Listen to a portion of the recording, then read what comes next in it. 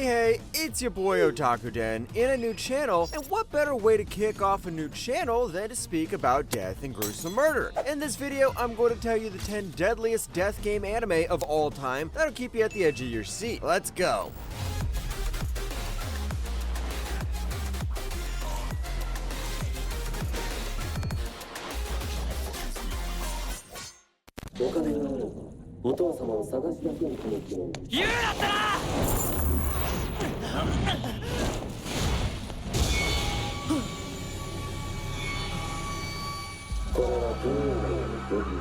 What better way to kick things off than with capitalism? Kimimaro Yoga is a broke econ student who gets pulled into a weird world called the Eastern Financial District, where money talks and everything's up for grabs. Here, fighters called the entries battle by betting their collateral in weekly duels called deals. Yoga jumps into a cutthroat game, but here, getting rich means staying alive, and he has to learn fast or lose it all.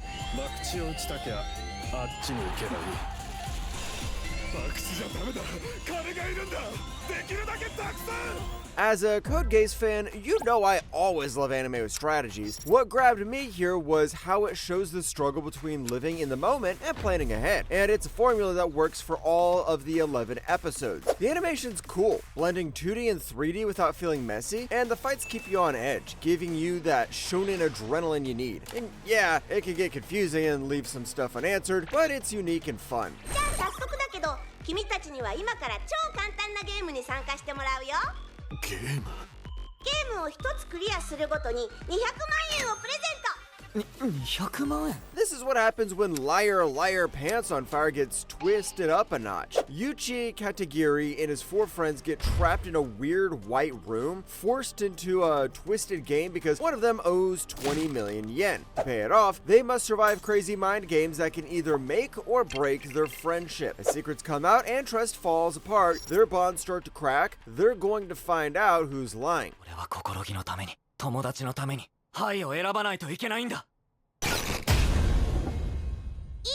Tomodachi Game grabs me super quick because it threw tension to the table right from the beginning. Yuichi's super smart moves surprised me again and again, and the way the stakes keep getting high with each episode really ups the tension. Sure, the animation isn't fancy, but the story keeps you hooked. Plus, the games are serious brain teasers for anyone who likes outsmarting others. But kids, don't try planning this with your friends. ゲームにまさか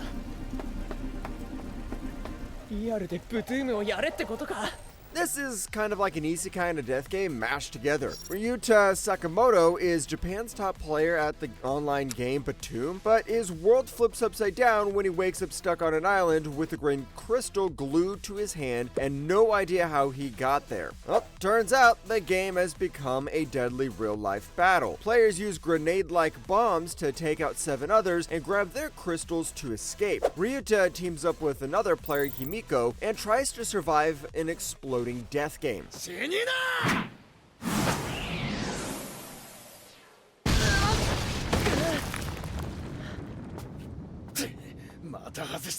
This is pretty much like Michael Bay and Quentin Tarantino decided to team up to make an anime. I mean, come on, even the name is Batum. Jokes aside, this packs tons of action and plot into just 12 episodes without making everything feel too rushed. Some parts move quickly and there's a bit of filler, but the exciting battles and a main character with an actual backbone can keep you hooked.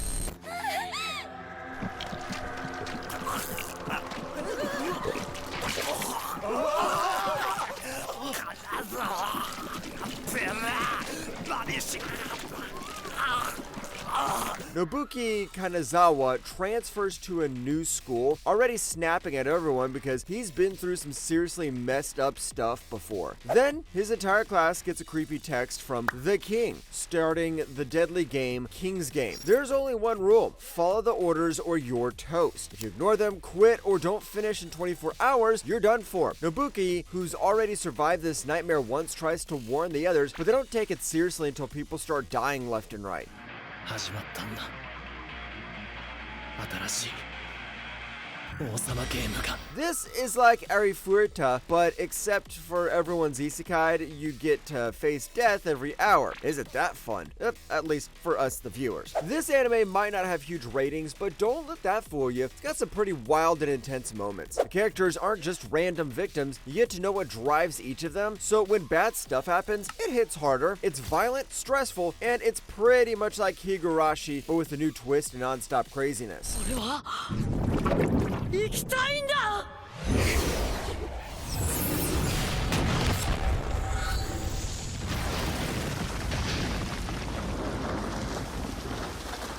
We talked about death games in school, but how about death games in prison? Ganta Igarashi's normal school day turns into a nightmare when his whole class gets wiped out by the creepy Red Man. My guy gets blamed for everything and is thrown into Dead Man Wonderland, a crazy prison theme park where inmates battle in dangerous games just to stay alive. Now, here he's got a deadly collar around his neck, a mysterious white-haired girl called Shiro who is linked to him.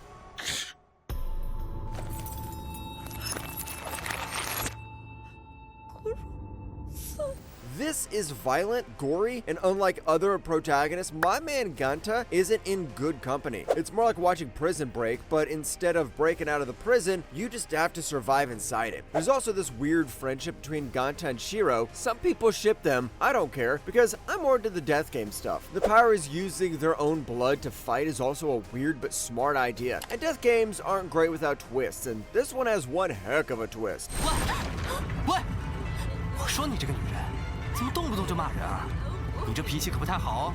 我答应过救你，就一定会做到。快啊，还磨蹭什么？ Time for some Chinese anime. Ningguan barely escapes death and wakes up stuck on a spooky island with a gangster named He Jiang and a doctor who's always freaking out, Su Jin. But the island's way worse than it looks. There are crazy viruses, weird mutations, and savage tribes everywhere. To make things crazier, another group is stranded there too, so everyone has to team up, but trust me here, it's super rare. 要他醒，我自然有我的办法了。 Getting thrown into an island to survive is always one of my favorite tropes. The area is small, you're cut off, which means more tension, more brutal deaths, and more death games. I really hope I don't sound like a psychopath. Anyways, this anime gives the death games a Chinese twist. The characters aren't just one-dimensional. You can watch the tough gangster become protective and see that good guy struggle with his selfish side when things get rough. The story hits hard with brutal surprises and keeps you glued to the screen. This not getting a second season is one of the greatest crimes committed against humanity. こいつが敵なの？つかこいつうちの地元球団のバンダ君じゃん。いいのかこれ？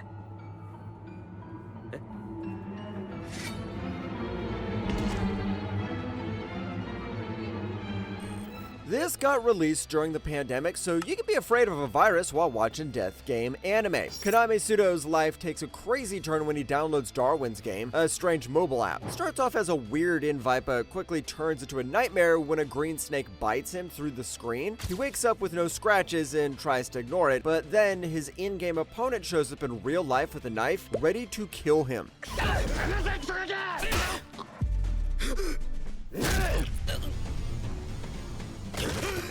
This is one of those wildest death games ever. On one side, you have the superpowers. On the other side, we have the strategy battle, and you get a yandere thrown in there too. The logic, forget about it. People ignore gunshots, invisible killers all the time, but that's the fun part. It's a crazy ride of ridiculous moments that somehow keep you hooked every episode. It's also nice to see the main character working on trying to develop himself and rise in ranks rather than trying to avoid the game. くだらねえ現実からの解放現実逃避あんたもそんな願いが心の隅をよぎることってない Remember the Netflix series? Well, got an anime, which is actually based on the manga. Ryuhei Arisu is just a regular high school kid who's totally bored with his everyday life. One night, after watching a massive fireworks show with his friends Daikichi and Chota, they suddenly get pulled into a crazy dangerous world called Borderland. Now they're forced to play deadly games where one wrong move could result in their death.